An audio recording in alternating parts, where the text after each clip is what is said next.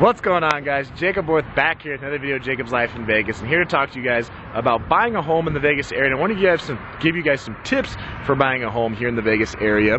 You know, whether it's Vegas or Henderson or North Vegas, or heck, you can even be out in Boulder City or, you know, in Pahrump or Mesquite or something like that. It doesn't really make a big difference. Like, these principles can apply pretty much anywhere. And I'll give you guys some advice that's going to seem kind of basic, and a lot of people are going to be like, oh, well, you know, duh, right? Some people are going to say duh. But I'll tell you why this is like really important, especially for here in the Vegas area, and why it's unique to Southern Nevada. So I'll give you guys the 4 tips. And, you know, they're pretty straightforward. You know, so tip number 1 is going to be, when you're looking to buy a home, you know, you want to have some kind of emergency fund in place. All right, that's, you know, one that you would think would be obvious, because you don't want to be spending like every, you know, penny you have, you know, on your home search, or putting it all into your house, and you have like zero wiggle room in case something goes wrong, in case there's some kind of issue, some kind of unexpected cost comes up, or anything like that. So some people, you know, their emergency fund, you know, you might hear a few months, 3 months, 6 months, a year. You know, you can hear different financial advisors and different people, you know, in the investment world talk about what your emergency fund should be. But you do want to have some money set aside, so you're not spending every, you know, dollar you have available on your home purchase, and then if something bad happens, then you're really in a hard spot financially before you even, like, you know, get into your home. So the second thing that would help as a tip for when you're looking to buy a home is you want to get your credit in order. Okay, that's another one that, you know, will help you out big time, especially when it comes to trying to get a loan or get your interest rate, which, you know, could save you a lot of money on your mortgage if you get a better interest rate, right? So fixing your credit, taking time to do that, whether it takes 6 months, whether it takes a year, whatever the case is, you know, that's something you really may want to look into, is your credit score and how it's going to affect you in the home buying process. And the third thing that would help when you're looking for a home is you have a nice down payment, right? So, you know, 20% is kind of the standard you hear a lot, that, you know, people like to try to aim for. So, you know, I mean, I'm a fan of having a bigger one than 20%, because, you know, that way obviously your mortgage is going to be lower, and that can save you money in the future. So, you know, I like, you know, a bigger down payment than 20%, but, you know, if you got a 20% down payment, then you're going to be a lot better shape than, you know, if you don't have any money to put down, you have a small amount, you know, then you've got to do a PMI, you've got to do private mortgage insurance, you know, which can cost you more money. So you got a nice down payment. That's another good thing that'll help make the process go more smoothly for you when you're looking to buy a home here in the Las Vegas area. And then the 4th thing I'll tell you about is don't buy more than you can afford. Now this one, I like this one in particular because, you know, the first few I told you guys are obviously more like financial things. They're more based on numbers, right? So, you know, your emergency fund, your credit score, you know, your down payment, those are all like, you know, numerical things you can track. But this one, the 4th one, not buying more than you could afford. This is much more emotional than anything else. And, you know, your emotions can really cloud your judgment. And even when you're looking at numbers and raw data, you know, it's amazing how people can still use emotions to justify numbers, or try to justify, you know, numbers not lining up correctly or not lining up in an ideal way.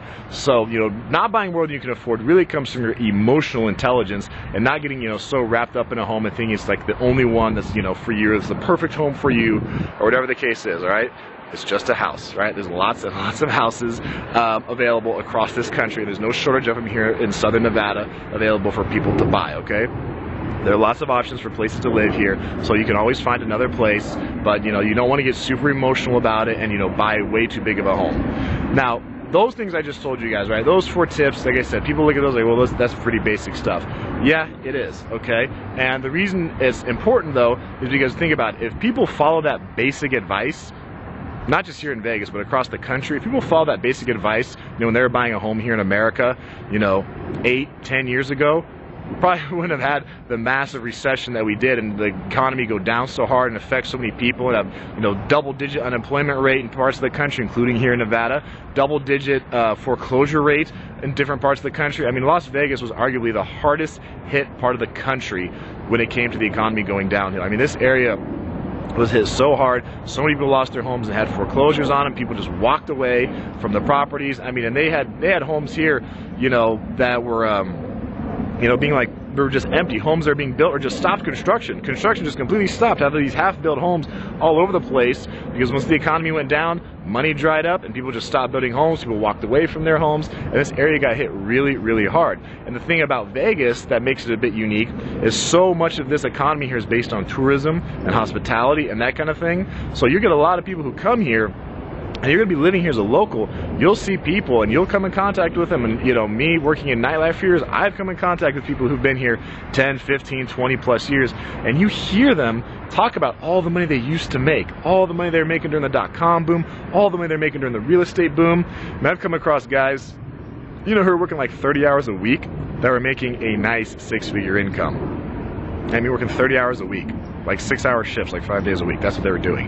You know, come across another guy who, you know, 10 years ago, he was making it, where he was working at a club. He was making about $1,000 to $1,500 a day at his job. You know, the guy had bought 2 homes, had two big mortgages, and then, you know, when the economy went down, money stopped coming in like it was, couldn't afford it, had to get rid of them. You know, so many people you'll come across who are like, oh yeah, I used to be, you know, limo drivers. Someone who's a limo driver will tell you how much money they were making, or someone who's a valet or a doorman, or, you know, working as a server at a restaurant, how much money they were making. You know, a lot of these people, they don't even have a home to show for it because they bought huge homes. They were making good money, but they still couldn't afford what they bought. And if your money keeps staying high, then yeah, that's great. But that is a huge if, and that was what happened. The economy went down. People weren't making as much money. There weren't as many tourists coming here to spend money. They didn't have the money to spend. People weren't making as much in tips at their job, you know, and they just were not getting as much money as they were, right? Realtors who were selling homes all the time, and they were closing quickly, and it was so easy. People starting their own, you know, mortgage company because it was so easy to give out loans and make money fast and do all that kind of stuff. All these people are broke. I've worked a lot of them. Now they're working, you know, they're still working a job. But I'm like, how did you not, you know, capitalize on that? All the money you were making, how did you not capitalize on that money and, you know, buy at least just one house with cash? Buy one, or at least, or stack your money, because, you know, if anybody who's got any, like, economic sense knows that whether it's a good economy or a bad economy, it doesn't last forever. Economy naturally ebbs and flows. It goes up and down. It has done that for a long time here in America. When times are great, they're great. People aren't thinking about it. They're like, oh, this is going to last forever. Or they just don't think about when it's going to end. You know, or times are bad. People think those are never going to end either, right? Like they're going to, you know, be homeless or something for the rest of their life. Those don't last either. Economy ebbs and flows. That's what happens. So it's important that you don't get all emotionally wrapped up in the home buying process and wind up buying something way more than you can afford, because, you know, your emotions may have said it was a good buy, but those numbers don't care. Those numbers really don't care. If you don't have the money to pay your mortgage or to take care of your home, then you're going to lose it. You end up losing your home. So you have to keep the emotions in check and realize that, you know, the numbers are really important when it comes to buying your home, especially here in this area where you're going to have other people you're going to be working with, or you see at the gym or other places talk about, oh, I made this much money, I got this much money coming in, you know, and I used to do this. And then you talk to them and you find out, well, they lost their home, they blew their money on a boat, they bought 2 trucks, they did all these, you know, dumb things because their mentality was, well, if I spend all the money I made today, I'll just make it back tomorrow. I made $1,000 today, I made $800 today, whatever it was, like, I'll spend it and I'll just get it back tomorrow. No big deal. I'll just go gamble it after work and I'll get it back tomorrow, right? It's a horrible mentality to have when it comes to your life, your finances, and definitely when it comes to buying a home. So those are the tips I want to give you guys. I think they're critical to people here in the Vegas area, possibly more than any other place in the country, just because of this place's recent history and the real estate market and what happened with the houses here, what happened with the housing bubble, what happened with, you know, the mortgage industry, what happened with home prices just collapsing like they did and just going down so much. I mean, it was just bad all over this place. So keep that in mind. Those of you that are currently looking, that are serious about buying a home right now in the Las Vegas area, if you're looking to buy here in Southern Nevada, you're serious about it, there's a link down below. You can go there, you can click the link, it'll take you to my website, jacobslifeinvegas.com. You can fill out a form there, it's very short, and you just have to go do that, and you can get in touch with a realtor. I can put you in touch with someone who can help you through the home buying process here in Southern Nevada. So you're looking to buy a home, you need help with that, you're unfamiliar with this area, you want someone who's going to help guide you, go to the link below, click it, fill out the form, and I can help you with that process, okay? That's going to be it for this video, guys. I'm Jacob. This is My Life in Vegas.